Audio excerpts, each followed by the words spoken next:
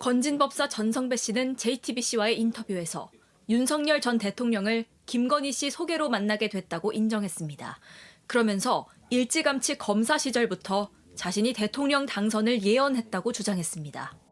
대화 중에 제가 갑자기 이제 그 예언을 하게 된 거죠. 아무래도 당신에게 큰 에너지가 들어올 것 같으니 거기에 맞는 준비를 하시는 게 좋겠다라고 얘기를 했죠. 그 뒤로도 몇 차례 더 얘기를 했지만 윤석열 부부는 손사래를 쳤다고 합니다. 그 예언을 하고 나서 어느 시기가 조금 지난 이후에 그 대통령에 대한 구체적인 얘기를 했을 때 윤석열, 김건희 두 부부가 할 의사가 전혀 없다. 내가 예언을 했는데도 불구하고. 하지만 여론조사에서 지지율이 오르자 마음을 바꿔 대선판에 뛰어들었다고 했습니다. 자신이 상임 고문 직함을 달고 윤석열 후보 캠프에서 활동한 것도 예언 때문이라고 했습니다.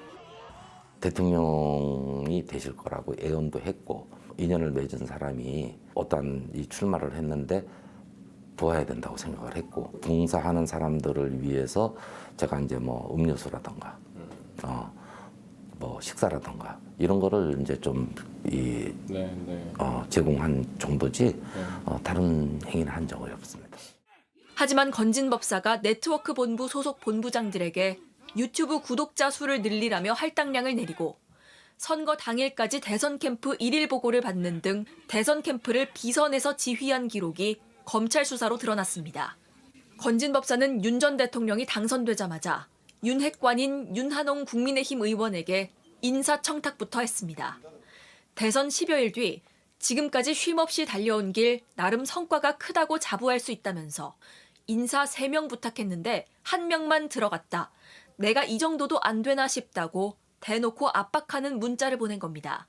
당선을 예언해주고 대선 캠프를 비선에서 도왔다는 명목으로 윤석열 부부를 향해 당당하게 자기 몫에 대한 청구서를 들이밀었던 겁니다. JTBC 이자연입니다. 건진법사는 윤석열 전 대통령의 대화 점유율을 90%라고 언급했습니다. JTBC와의 인터뷰에서 고집이 대단하다며 뒤늦게 거리를 두기도 했습니다. 최근엔 주변에 윤 전 대통령이 이 정도일 줄 몰랐다며 도운 걸 후회한다고 말한 것으로 전해졌습니다. 이어서 양빈현 기자입니다. 건진법사는 윤 전 대통령 부부와 나눈 대화에 대해 설명하면서 그들의 대화 방식도 언급했습니다. 큰 포인트에서 그 사람들은 이렇게 얘기를 들으려고 하지 하나하나 이렇게 잔잔하게 얘기를 들으려고 하는 사람들은 아니에요. 특히 윤 전 대통령을 두곤 고집이 대단하다고 했습니다. 그거 아시다시피 그 윤석열 씨는 자기 그 고집이 아주 대단한 사람입니다. 대화의 90%를 의도한 대로 끌고 간다는 설명도 덧붙였습니다. 자기 고집에 의한 것 때문에 말씀을 잘 나누세요. 자기 의지 표명이나 이런 것을 예를 들어서 우리가 같이 이렇게 대화를 한다고 표현을 하면 대화의 90%를 그 사람이 의도한 대로 그렇게 끌고 가는 스타일입니다. 소통 방식에 대한 지적은 처음 나온 게 아닙니다. 윤 전 대통령이 정치에 입문했을 때 첫 대변인을 맡은 이동훈 전 조선일보 논설위원도 비슷한 평가를 내놓은 바 있습니다. 윤석열 정부 첫 해 소셜미디어에 1시간이면 혼자서 59분을 얘기한다. 원로들 말에도 나를 가르치려 드냐 화부터 낸다는 글을 올려 윤 전 대통령을 겨냥한 거란 해석이 나왔습니다. 이어 몇 달 전 라디오 인터뷰에선 과거 일화를 언급하며 오만과 불통이 아주 강한 분이라고 직접 비판하기도 했습니다. JTBC와 인터뷰에서 윤 전 대통령은 고집이 대단하다며 뒤늦게 거리두기를 시도한 건진법사. 지난주 구속을 앞두고 윤 전 대통령이 이 정도일 줄 몰랐다며 도운 걸 후회한다는 취지의 말을 주변에 한 걸로 전해졌습니다. JTBC 양빈현입니다. 건진법사는 10여 년 전 김건희 씨가 자신을 찾아왔다고 말했습니다. 김건희 씨가 미술 전시 기획사인 코바나 컨텐츠 대표였을 때입니다. 전시에 대한 불안감 또는 전시가 잘 될 수 있을까 하는 이제 그런 것 때문에 아마 저하고 상담을 했던 것 같습니다. 상담은 계속됐고 건진은 코바나 컨텐츠 고문 직함도 받았습니다. 상담하다 보니까 네. 그 부분이 좀 잘 맞아 들어갔고 또 이제 그로 인하니까 나에게 그 쿠바나 콘텐츠의 형식상의 고문이라는 것으로 저를 좀 애우를 했다고 보시면 되겠죠. 기업들의 전시회 후원도 자신이 연결해줬다고 말했습니다. 당시 전시회 관련해서 기업들의 후원 관련해서 조금 도움을 주셨나요? 뭐 후원에 대해서는 사실상 이제 인연이 되면 찾아가 봐라 라든가 이제 그 사람들 뭐 소개를 해준다거나 그렇게 하면은 본인의 이제 역량에 의해서 할 수 있는 부분이나 이런 부분이 있었겠죠. 후원을 연결해준 기업에 김건희 씨가 찾아갔다고도 했습니다. 그럼 당시 김건희 씨가 직접 해당 기업에 찾아가고 그랬나요? 제가 알기로는 그렇게 알고 있습니다. 코바나 컨텐츠에 대한 기업들의 뇌물성 후원 의혹은 김건희 특검의 수사 대상입니다. 2016년부터 2019년까지 코바나 컨텐츠가 기획한 전시회에 후원금을 낸 기업은 20여 곳에 이릅니다. 건진 법사가 어느 기업을 연결해줬는지, 윤석열 당시 중앙지검장의 직위를 이용해 대가성 후원이 오갔는지 등을 확인해야 할 것으로 보입니다. 건진 법사는 지난해 검찰 조사에서도 우리나라 대기업 중 나를 모르는 사람이 없다고 진술한 바 있습니다. JTBC 취재진에게도 대기업 최고위 관계자들과의 친분을 과시하기도 했습니다. JTBC 양빈현입니다. 건진 법사는 윤 전 대통령 임기 중에도 김건희 씨와 계속 연락을 주고받았다는 사실을 인정했습니다.